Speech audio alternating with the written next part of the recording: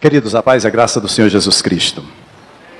Hoje é uma noite especial, noite de ceia, noite de estarmos aqui em comunhão com o nosso Deus e uns com os outros. Queremos, primeiramente, agradecer a Deus por esse privilégio de estarmos reunidos aqui no nome do Senhor. Segundo, queremos agradecer a você que nos visita, você que pela primeira vez ou outras vezes já tem nos acompanhado aqui na Gilead José Walter, você também que está nos acompanhando através do nosso canal no YouTube. Que Deus seja com você, com a sua casa, em nome do Senhor. Queremos agradecer a todos os irmãos que vêm celebrar o nome do Senhor. Uma vez por mês, nós nos reunimos aqui para celebrar a ceia.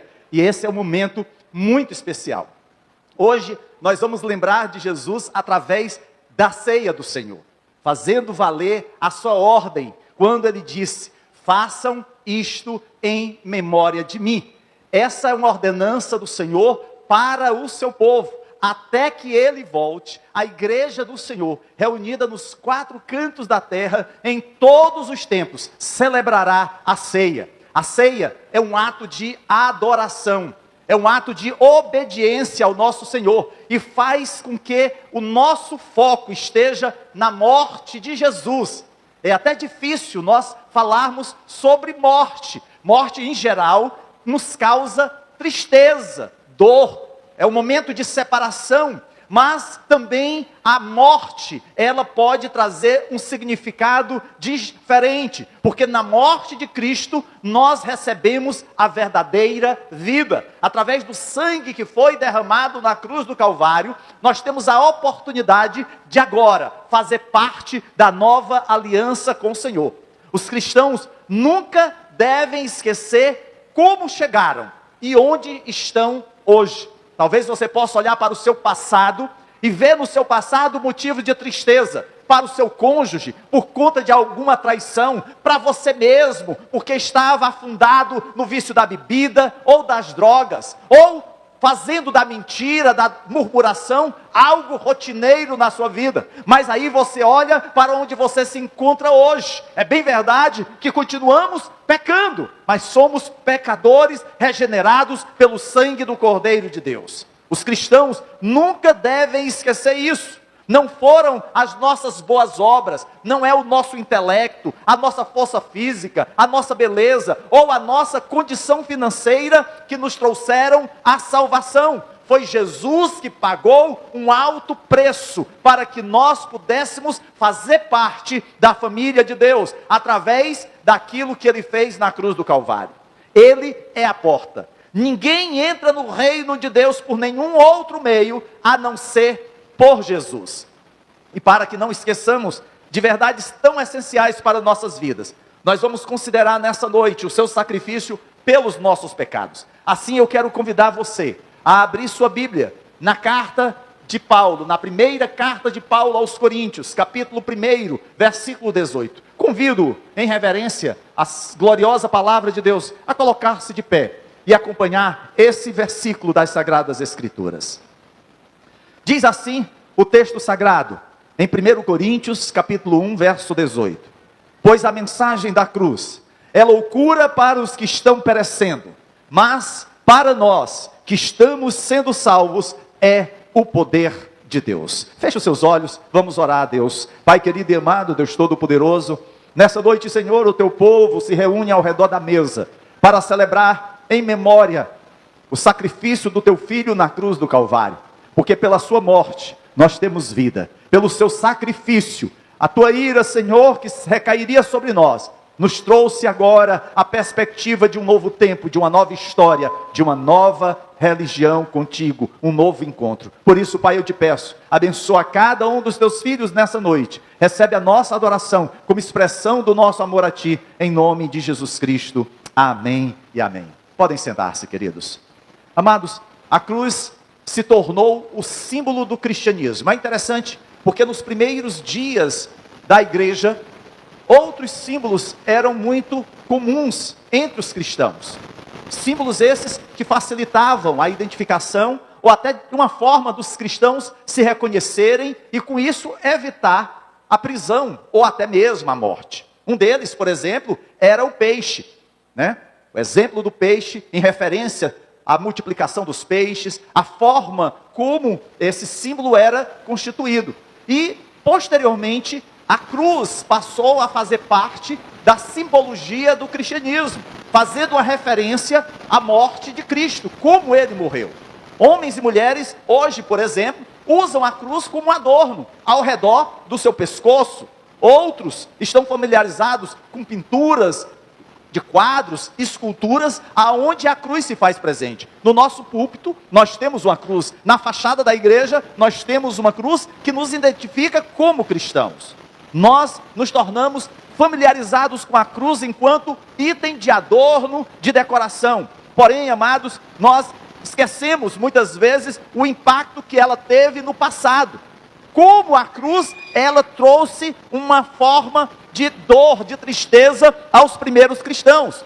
Porque, diante da perseguição do Império Romano, a crucificação era muito comum para todos aqueles que se rebelassem, todos aqueles que forem contrários à lei de Roma. Então, a forma como as autoridades romanas tratavam as pessoas que viviam contrárias às leis romanas era exatamente a morte através da crucificação.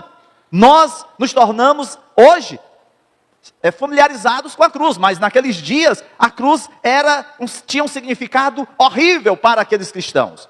Fazendo talvez uma comparação grosseira entre a cruz do passado e trazendo para a nossa realidade, é como se nós pudéssemos, por exemplo, substituir a nossa cruz por uma forca, ou por uma cadeira elétrica, ou até mesmo por uma guilhotina. A cruz era símbolo de sofrimento, de dor, de morte. Era esse o significado que os primeiros cristãos tinham acerca da cruz. Quando se deparavam com a cruz, o que eles imaginavam era exatamente sofrimento, dor, morte. Alguns talvez se lembrassem do sacrifício de Cristo, tudo aquilo que ele passou, a humilhação, a dor, o sofrimento, até o momento da sua morte. Mas não somente ele, outros apóstolos também foram mortos dessa forma. Muitos cristãos também foram mortos dessa forma. Então, a cruz era símbolo de dor, de sofrimento. Porém, na carta de Paulo aos Coríntios, Paulo, ele apresenta uma visão diferente da cruz. Não ameaçadora, mas libertadora. Não de morte, mas de vida. É por isso que ele diz que a mensagem da cruz é loucura para os que estão perecendo, mas para nós que estamos sendo salvos, é o poder de Deus. É quase que um paradoxo, porque aqui ele lança duas situações. Para aquele que é incrédulo, a mensagem da cruz, a cruz tem um significado. E para aquele que é salvo, tem um significado totalmente diferente. Paulo então ressignifica a cruz, ou seja, lhe dá um novo significado. Esse versículo nos declara que a cruz expõe o conflito fundamental da vida. Uma vez que você confronta a cruz e o seu significado, você se vê incapaz de escapar daquele julgamento final. Quando nós pensamos na cruz, é claro que nós nos arremetemos ao momento em que Cristo foi condenado, foi julgado e foi crucificado. Hoje, nós não temos mais, em nenhum país do mundo, o uso da cruz como um método de morte para quem se rebela contra o Estado. Existe ainda a pena de morte em muitos locais. Às vezes, por a pessoa ter injetado no seu corpo algum tipo de veneno, ou por ser morto eletrocutado, ou por fuzilamento, ou até mesmo enforcado. Mas ninguém, hoje, nos nossos dias, é morto numa cruz. A cruz deixou de ser um instrumento de condenação na nossa sociedade. Porém, ela tem um peso muito grande para nós. Por isso que o apóstolo Paulo, ele vai mostrar essa relação entre a cruz para o descrente e a cruz para o crente. Paulo, ele mostra claramente isso quando ele fala que a mensagem da cruz significa o anúncio básico da crucificação de Jesus. Quando nós falamos de cruz, é claro que Paulo não deixa de pensar na morte que Jesus teve na cruz do Calvário. A cruz é um fato histórico, Em nossos dias, nós temos toda uma variedade de grupos religiosos baseados em vários conceitos filosóficos. Mas quando você chega ao cristianismo, você não começa com filosofia. O cristianismo, por exemplo, difere de religiões orientais que se baseiam em filosofias, em princípios humanos. O cristianismo está baseado, está focado num fato histórico, que Jesus veio a esse mundo, que Jesus nasceu de uma mulher, que Jesus viveu entre os homens, que Jesus foi condenado e foi morto. Isso está documentado, não apenas nos evangelhos, mas nós vamos encontrar também, falando sobre isso, em vários documentos da história. E é claro, queridos, que quando nós pensamos na morte, na crucificação de Jesus, nós não podemos fugir à realidade também da sua ressurreição. Ele morreu, mas a Bíblia diz que ele ressuscitou. Então a cruz, num primeiro momento, tem um significado voltado à crucificação, à morte de Jesus. Mas também, a mensagem da cruz é uma referência ao julgamento que a cruz traz sobre a vida humana. Não no sentido de nós sermos julgados, condenados e sermos mortos em uma cruz, mas que a cruz de Cristo simboliza o julgamento de todo homem. É aí que nos deparamos com Paulo dizer que acerca do escândalo da cruz, porque a cruz ela tem em si um escândalo. Quando você diz que Jesus foi crucificado, você está dizendo que quando o homem, em todo o mundo, em todos os tempos, ele não tem condições de reparar a sua dívida com Deus. Nenhum homem tem condições de reconciliar-se com Deus pelo seu próprio mérito. E nós vamos ver isso, queridos, que muitas religiões surgiram na história humana. Algumas mesmo desapareceram ao longo da história. Religiões que tiveram muitos adeptos, religiões que tiveram muitos seguidores, mas que hoje já não existem mais. Hoje nós temos grandes religiões, religiões que estão espalhadas em todo o mundo. Mas quando nós olhamos para o cristianismo, quando nós olhamos para a mensagem da cruz, nós encontramos ali não apenas normas, regras e orientações a serem seguidas para que nós possamos entrar no céu.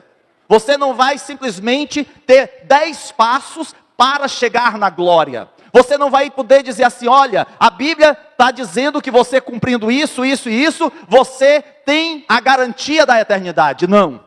A garantia da eternidade, a garantia de entrar no céu, só nos é concedida através do sacrifício do Filho de Deus na cruz do Calvário. Sem Jesus, você e eu estávamos fadados ao inferno. Essa é a realidade de todo homem e de toda religião. Alguns podem até querer se esconder atrás de uma falsa religiosidade.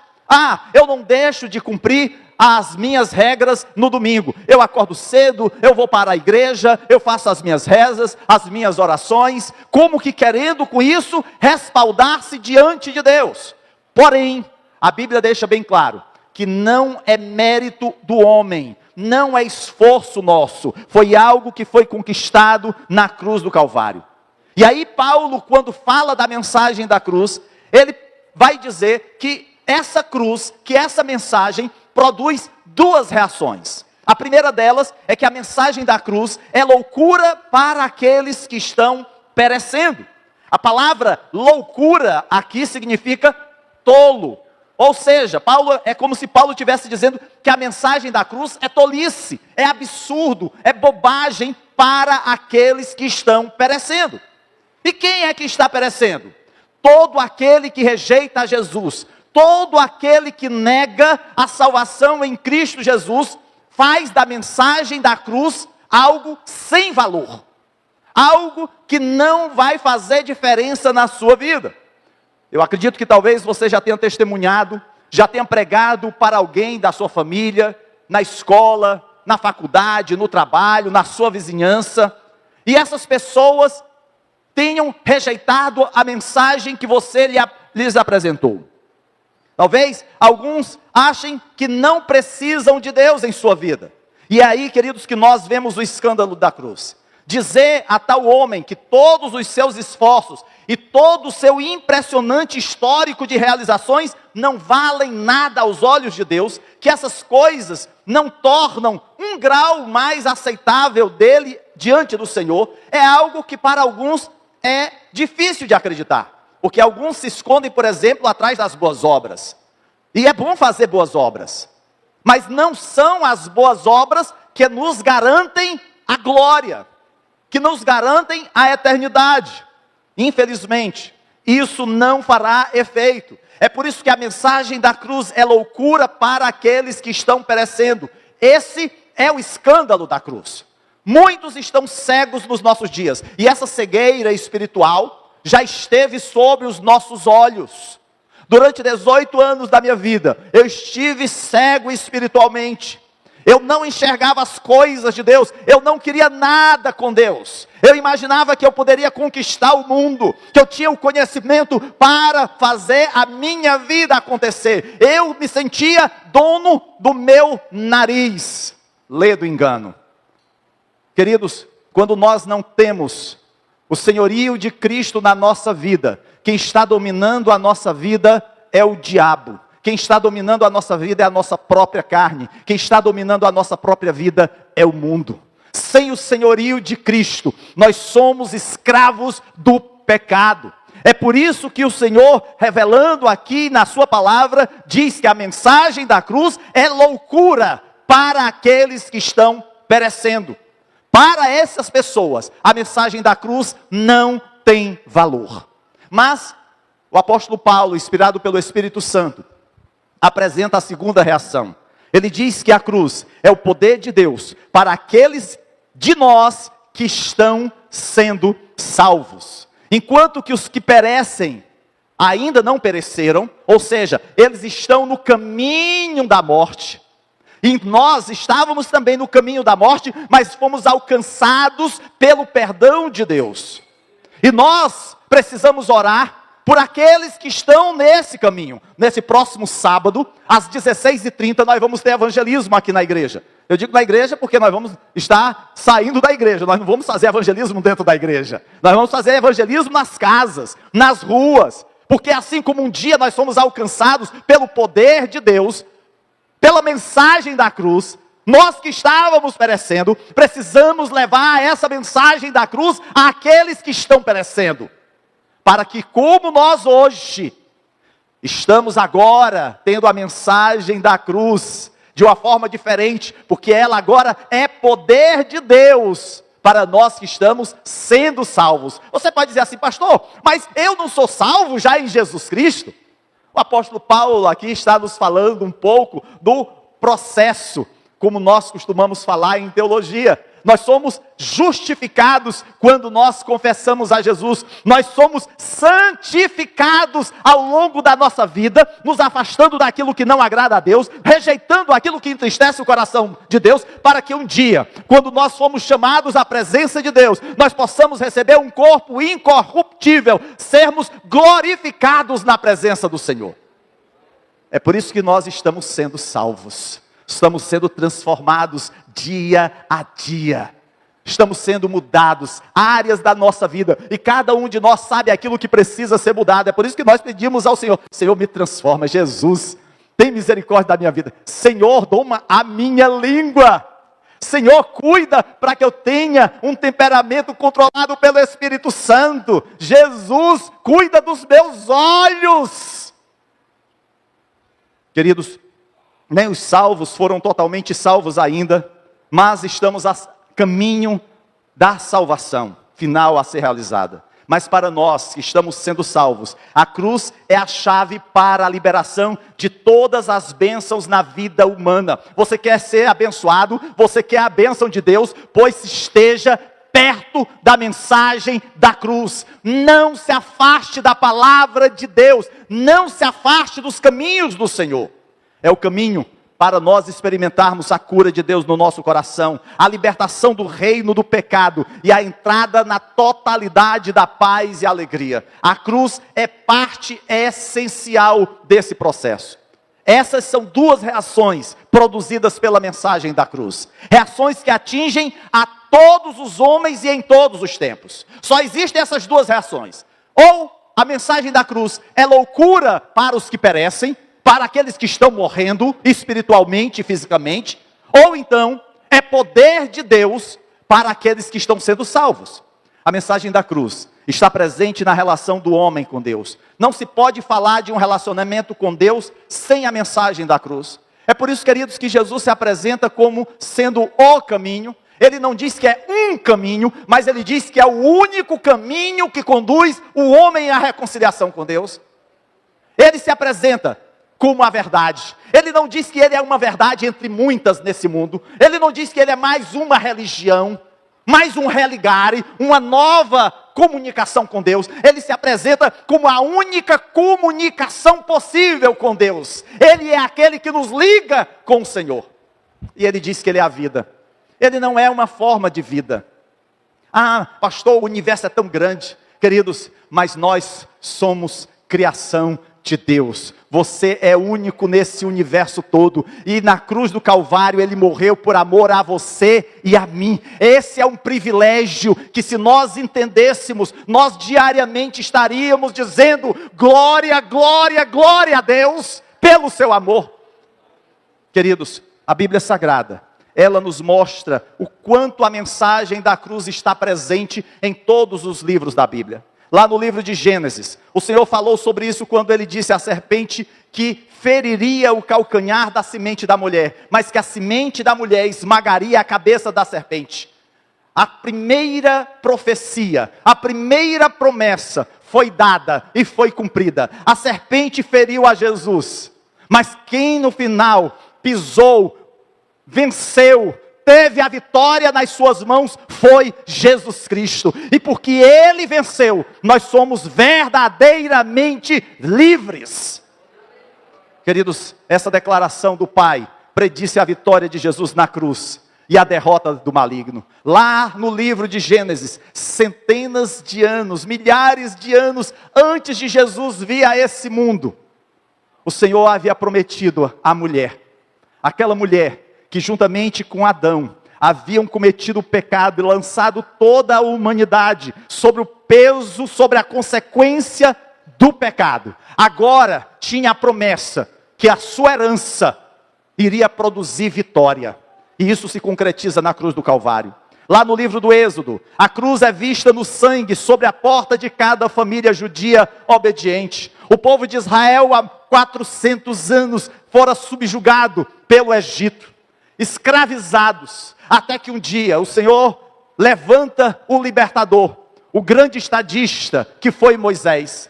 E quando Deus derramava das pragas sobre o Egito, vem a última praga, e ali o Senhor determina que o povo preparasse a Páscoa. Páscoa que nós vamos estar celebrando no dia 4 de maio, no culto de ceia, porque para o judeu a Páscoa foi uma passagem, foi a saída do Egito para a terra da promessa. Para nós, a Páscoa é a saída, é o abandono do pecado para uma nova vida com Deus. É podermos olhar para o pão e o vinho e sabermos que na cruz Jesus deu o seu corpo e o seu sangue para que dele participássemos, da nova aliança e com ele tivéssemos uma nova história na nossa vida. Queridos, quando o povo de Deus mancha os umbrais das portas de sua casa com o sangue do Cordeiro, simbolizava o sangue que seria derramado também no madeiro. O madeiro estaria manchado pelo sangue do Cordeiro de Deus que tira o pecado do mundo. Nós vemos isso também lá no livro de Números, quando no deserto o povo endurecido, o povo que vira todo o livramento de Deus, trazendo-os para a terra da promessa, aquele povo tinha um coração endurecido, como o nosso coração também é. E aquele povo começou a murmurar. Meu Deus, quantas vezes murmuramos, reclamamos. E a Bíblia diz que Deus permitiu que serpentes saíssem e começassem a morder o povo, e o povo começou a morrer por conta do veneno das serpentes. E aí chamam Moisés, Moisés intercede por nós, pecamos contra o Senhor. E Moisés vai falar com o Senhor, e Deus diz: olha, faça uma serpente, coloca no madeiro, e todo aquele que olhar para aquela serpente será curado. Queridos, Na cruz, o Senhor foi erguido no madeiro, e todo aquele que olha para a cruz, todo aquele que olha para Jesus, é curado do mais terrível, da mais terrível doença, da mais terrível enfermidade, que é o pecado. E nele, nós passamos a ter vida.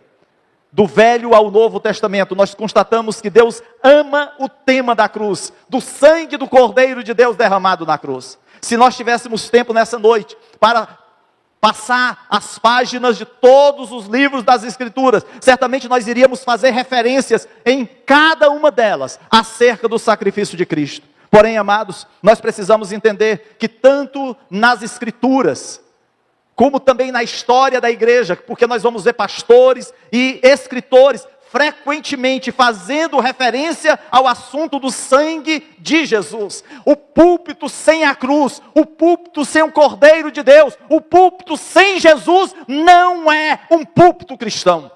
Pode ser um púlpito de autoajuda, pode ser um púlpito aonde as pessoas sejam até aplaudidas. Mas, queridos, se nós tirarmos Jesus da nossa vida, se nós tirarmos Jesus do púlpito da igreja, o que nos sobra é nada. É nada. Se nós olharmos para os evangelhos, nós vamos ver, por exemplo, que Mateus gastou 1/3 do seu evangelho descrevendo a morte de Jesus. O mesmo aconteceu com Marcos. João, ele vai usar a metade de todo o seu evangelho para falar de Jesus, enquanto que Lucas usa 1/4 do seu evangelho. Todo o evangelho é focado na morte e na ressurreição de Jesus. Eu sei que, em geral, nós costumamos dar muita ênfase, em especial por conta do apelo comercial do Natal. E aí as pessoas falam de Jesus, se bem que nos nossos dias, hoje, o nascimento de Jesus foi substituído pela chegada do Papai Noel. As pessoas comemoram muito mais o Papai Noel descendo no helicóptero, em estádio ou nas cidades. Os shoppings não se fala mais de Jesus ou do Cordeiro de Deus, é só de árvore de Natal. Mas, amados, nós celebramos todo mês a ceia, porque primeiro Jesus não nos ordenou celebrar o seu nascimento. Eu sei que é comum a gente festejar o nascimento, né? Hoje mesmo o nosso irmão Almir completou mais um aninho de vida. E é bom a gente parabenizar, é muito bom a gente celebrar a nossa vida e a vida das pessoas que nós amamos. É por isso que nós fazemos do Natal uma parte da nossa celebração. Mas é muito difícil a gente celebrar a morte de alguém. Porém, Jesus deu essa ordem para nós, que nós deveríamos celebrar a sua morte, em sua memória, até que Ele volte, e Ele voltará, e Ele buscará a sua igreja. Isso não é promessa vazia, não é promessa de político, não é promessa de líder religioso, isso é promessa do Deus Todo-Poderoso. Queridos, nós vemos o quanto a mensagem da cruz é anunciada nas Escrituras. Depois então de descobrir o significado da mensagem da cruz, depois de saber as reações que ela provoca, e depois de perceber que toda a Bíblia faz ecoar em suas páginas a mensagem da cruz, duas perguntas vieram ao meu coração quando eu estava preparando essa mensagem. A primeira delas é: por que as pessoas se incomodam com a cruz? Talvez você até possa responder a isso. Talvez você possa voltar lá no passado, quando alguém falou de Jesus para você, quando alguém lhe entregou talvez uma literatura, um folheto, quando alguém lhe convidou para fazer uma visita à igreja. Por que você reagiu às vezes de uma forma tão dura? Eu não quero saber disso. Eu já tenho Jesus na minha vida, do meu jeito. Por que as pessoas se incomodam com a mensagem da cruz? Porque alguns a consideram ofensiva. E eu queria apresentar 3 razões pelas quais eu acredito que incomodem as pessoas. A primeira razão é que a cruz revela uma mentira. A cruz, amados, é loucura para o mundo. Na verdade, a cruz faz com que as pessoas mintam sobre a sua condição pecaminosa. Não sei se você já foi pego numa situação de mentira, e a sua primeira reação não é confessar o seu erro. A sua primeira reação é negar que você fez isso. Eu? De jeito nenhum. Nunca traí a minha esposa. Que é isso? Eu? Nunca menti. Eu? De jeito nenhum. Fiquei sob o efeito de bebida. Queridos, essa é a reação do homem. A cruz parece tão tola para as pessoas que elas mentem e alegam que o pecado não é realmente problema. A cruz, no entanto, revela a mentira da humanidade em relação ao pecado. Se o pecado não existe, não há necessidade de uma cruz, não há necessidade de Jesus ter morrido, e tudo que ele fez não tem valor nenhum. Se o pecado não existe, a cruz é loucura. A mera existência da cruz revela a mentira daqueles que negam o pecado e que negam o horror do pecado. Porque você não apenas nega o pecado, mas você passa a negar as consequências do pecado, e a Bíblia deixa bem claro que o salário do pecado é a morte. Na cruz, Cristo se tornou pecado por nós, ou seja, Deus tratou com o pecado na cruz por meio do sangue derramado do seu Filho. Ao invés de ser você aquele que seria condenado, ao invés de ser você aquele que estaria sob o efeito da ira de Deus, Jesus toma para si a tua condenação e a minha. Então, olhar para a cruz nos diz o que Deus pensa sobre nossos pecados. Eu sei que é muito corriqueiro a gente ouvir alguns dizerem que Deus jamais vai condenar ninguém ao inferno. Queridos, isso é uma mentira do diabo. Se você está aqui nessa noite e ainda não confessou Jesus como Senhor da sua vida, eu quero te dizer, não se deixe enganar por essa mentira do diabo. Porque se assim o fosse, por que Deus iria mandar o seu filho? O seu amado filho, o seu único filho, para vir a esse mundo, se humilhar, ele que é Deus, vir em forma de homem, mas não somente isso, ser humilhado, ser condenado, ser morto. Isso é mentira do diabo. O diabo vai querer te dizer, não se preocupe, no final das contas, Deus vai fazer vista grossa aos teus pecados, Deus é um paizão. Queridos, a Bíblia diz que Deus disciplina a quem Ele ama, assim como o pai e uma mãe disciplinam os seus filhos, e eles fazem isso não porque querem mal aos seus filhos, não porque eles querem prejudicar os seus filhos, não, eles fazem isso porque eles os amam, e querem que eles sejam bons homens e mulheres. Queridos, tem sido interessante para mim notar o quão difícil é para as pessoas admitirem o pecado. Ao longo dos anos, eu tive a oportunidade de falar para muitas pessoas acerca de Jesus, e quando se trata da questão do pecado, as pessoas simplesmente negam que são pecadoras. Sim, elas até que admitem que não são perfeitas. Eu não sou perfeito não, mas elas não chamam os seus erros com o nome que ele tem, que é pecado. Muitas pessoas admitem erros, mas acrescentam, eu realmente não sou uma pessoa tão má. O que elas querem dizer com tal declaração? A alegação é feita porque a pessoa está se comparando a homens que aparentemente cometeram grandes maldades. Se você vai na história humana, você vai ver homens que cometeram atrocidades, né? A gente sabe, por exemplo, Adolf Hitler, Stalin e tantos outros que mataram milhões de pessoas. E aí a gente diz, não, mas eu não sou tão mal quanto a esses não. Eu cometo os meus deslizes, mas quem não comete? Mas esses pequenos deslizes, queridos, é que nos condenam. Se nós não confessarmos a Cristo, se nós não nos reconciliarmos com Deus, se nós quisermos manter a aparência de bons moços. E a Bíblia diz, o Senhor Jesus diz, que a bondade do homem não passa de sepulcro caiado. Por fora é até bonitinho, tudo limpinho, né? Eu lembro bem que a primeira vez que eu fui ao cemitério São João Batista, há muitos anos atrás, ainda criança. Hoje está meio abandonado, mas naquele tempo era uma coisa muito bonita, né? Famílias da alta sociedade fortalezense, cearense, tinham lá mausoléus em granito, em mármore Carrara. Meu Deus, que coisa chique, né? A minha casa só tinha aqueles azulejão de cimento queimado, e eu achava aquilo muito bonito. Mas eu não queria ficar ali, eu queria continuar na minha casa lá, com a minha família.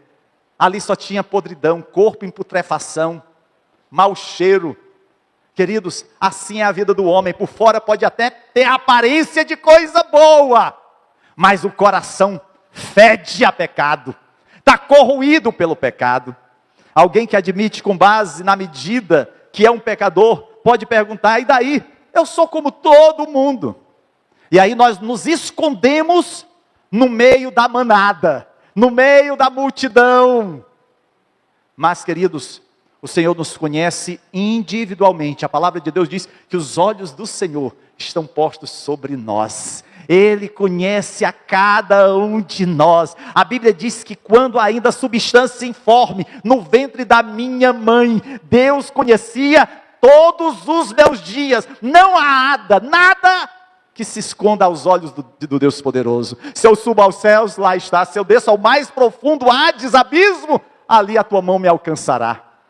Nossos pecados, queridos, não são meras fraquezas, elas são maldades, elas são coisas que entristecem o coração de Deus. E a ceia do Senhor nos lembra dessa verdade importante a respeito das mentiras de homens e mulheres que negam seus pecados. É por isso que nós somos chamados a participar, a estar ao redor da ceia, a nos lembrar como vivíamos antes e como estamos hoje, sabendo que a mensagem da cruz é poder de Deus para aqueles que estão sendo salvos. A segunda razão pelo qual o sangue incomoda muitas pessoas é que a cruz revela o amor. João capítulo 3:16 talvez seja o versículo mais recitado, mais memorizado e mais proferido. Que Deus amou o mundo de tal maneira que deu o seu Filho unigênito para que todo aquele que nele crê não pereça, mas tenha a vida eterna. Queridos, essa é uma das passagens que nós ficamos como que embalados nos braços do nosso Deus, porque reconhecemos o grande amor de Deus para conosco.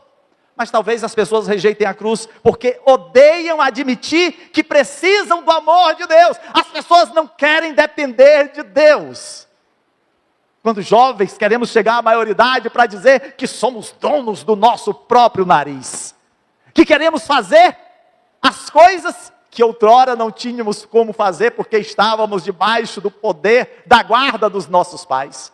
Queridos, nós sempre vamos estar debaixo de obediência de alguém. Ou estamos debaixo da obediência de Deus, ou estamos debaixo da obediência do diabo. O orgulho da autojustiça atrapalha a humildade. Aceitar o amor de Deus em Cristo significa que temos que admitir que somos desamparados sem esse amor. Que sem o amor de Deus sendo derramado na nossa vida, nós não temos perspectiva de amanhã. Uma parte da nossa natureza humana que se revela desde os primeiros dias de vida é o desejo de fazer as coisas sozinho, sem depender de ninguém. Por exemplo, uma criança dirá: eu posso fazer isso sozinho, mesmo quando seus pais sabem muito bem que uma criança pequena é incapaz de fazer o que é necessário, como por exemplo, amarrar, o cadastro do sapato. Mas para a criança, ela quer mostrar que é independente. Às vezes nós somos assim com Deus: eu posso, eu faço, é do meu jeito. Aí a gente quebra a cara, a gente se arrebenta todo. E aí a gente: Senhor, me perdoa. Eu fui tão imprudente. Me ajuda, eu não sou nada sem Ti. Senhor, cuida das minhas feridas. Que eu possa me erguer na Tua presença, não porque eu seja algo, mas porque eu dependo tão somente de Ti. Quando se trata de ter um relacionamento com Deus, ninguém pode fazer isso sozinho. É por isso que lá em Efésios capítulo 2, versos 8 a 10, o apóstolo Paulo diz: porque pela graça sois salvo por meio da fé, e isto não vem de vós, é dom de Deus, não vem das obras, para que ninguém se glorie, porque somos feitura sua, criados em Cristo Jesus, para boas obras, as quais Deus de antemão preparou para que andássemos delas. Nós somos preparados para as boas obras, nós não somos salvos pelas boas obras. Precisamos sim, como crentes, como cristãos verdadeiros, sermos homens e mulheres abençoadores. E eu louvo a Deus porque essa igreja é abençoadora. Quantas vezes aqui não temos feito campanhas para abençoar um irmão na sua necessidade? Recentemente nós estivemos abençoando com oferta de amor a igreja lá na cidade de Itarema, que teve o teto totalmente caído. Às vezes nós abençoamos, como agora, a igreja abençoou a Gileade lá de Juazeiro, num projeto que os irmãos estão tendo para climatizar a igreja. Abençoamos irmãos aqui nas suas necessidades com cestas básicas. Abençoamos vidas às vezes que estão passando por um momento de dificuldade no relacionamento e oramos, intercedemos, aconselhamos. Queridos, essa é uma igreja abençoadora. E nós louvamos porque nós temos entendido o amor de Deus. Mas quantos que ainda continuam rejeitando o amor de Deus? Porque acham que se abraçarem o amor de Deus, vão perder a sua independência. Já perderam a independência há muito tempo, porque estão escravizados pelo pecado. O nosso melhor serviço está tão aquém de nos aproximarmos de Deus, que a cruz é o único meio de nos unir a Deus. A cruz é a única forma como nós podemos nos achegar ao Senhor. E a terceira razão pelo qual o sangue incomoda muitas pessoas, é que a cruz revela a vida. Lá em Gálatas capítulo 2, verso 20, o apóstolo Paulo diz: já estou crucificado com Cristo e vivo não mais eu, mas Cristo vive em mim. E a vida que eu tenho na carne, vivo pela fé no Filho de Deus que me amou e se entregou por mim. Queridos, como é que a gente pode imaginar que tudo o que aconteceu na história da igreja é simplesmente porque homens criaram todo esse enredo, essa narrativa, para se aproveitar da ocasião? Que proveito esses homens tiveram? Paulo era uma pessoa de grande sucesso, promissor dentro da religiosidade judaica, alguém que conhecia as escrituras, alguém de renome, e ele abdica de tudo isso, para ser uma testemunha de Deus, de Cristo. E a Bíblia diz que muitas vezes ele foi apedrejado, foi açoitado, foi dado até mesmo como morto, perseguido pelos de fora e pelos de dentro. E ao final, foi preso, foi julgado, foi condenado, foi morto, decapitado. Teve a sua cabeça cortada. E alguém poderia dizer assim: ele criou tudo isso, para no final das contas morrer? Aqueles apóstolos que saíram pregando o evangelho, cada um deles foi martirizado. Alguns mortos na cruz, outros por flechas, outros decapitados. O único que não teve morte violenta foi João. Queridos, a história da igreja é manchada pelo sangue de mártires. Mas antes de ser manchada pelo sangue de homens e mulheres que deram a sua vida por Cristo, Cristo deu a sua vida pela igreja, para que cada um daqueles homens e mulheres, para que cada um de nós tenhamos a perspectiva de um dia estarmos na glória eternamente com o nosso Deus. É por isso que eles não tiveram as suas vidas por preciosas. É por isso que eles colocaram os seus olhos na cruz, na mensagem que para o mundo é loucura, mas para os que estão sendo salvos é poder de Deus. É o poder de Deus que faz com que a igreja prossiga para o alvo. É o poder de Deus que nos faz, querido, nos afastar do pecado. É o poder de Deus que nos faz anelar estar na presença do Senhor. Precisamos entender o quanto essa nova vida nos faz olhar para a cruz de Cristo. E ao olhar para a cruz de Cristo, significa viver uma nova vida. Não com saudosismo daquilo que já passou, mas olharmos diante daquilo que nós temos a viver. É claro, amados, que nós não temos como imaginar o que homens e mulheres de Deus já vivenciaram no seu relacionamento com Deus. Podemos até ler sobre isso. Porém, a nossa vida, a nossa história, o nosso relacionamento com Deus é pessoal. O relacionamento que você tem com Deus é você e Deus. Não é o relacionamento do seu cônjuge, não é o relacionamento dos seus filhos. Você pode até testemunhar, você pode até orientar, mas é cada crente que tem que ter uma vida com Deus. É cada crente que tem que valorizar a mensagem da cruz. Se nós não entendermos, queridos, nós vamos simplesmente estar como o mundo, desprezando a mensagem da cruz. Devemos estar dispostos a compartilhar a mensagem para aqueles que não conhecem a Deus. Nós temos uma nova vida que foi garantida na cruz do Calvário. E nós nessa noite, viemos à mesa do Senhor para receber o pão e o cálice como um lembrete, mas também como um compromisso renovado de sempre honrar o nosso Senhor e Salvador. Viemos celebrar a ceia do Senhor hoje, porque temos vida em Cristo. Celebramos porque não acreditamos nas mentiras de Satanás. Celebramos porque conhecemos e experimentamos o amor de Deus em Cristo Jesus.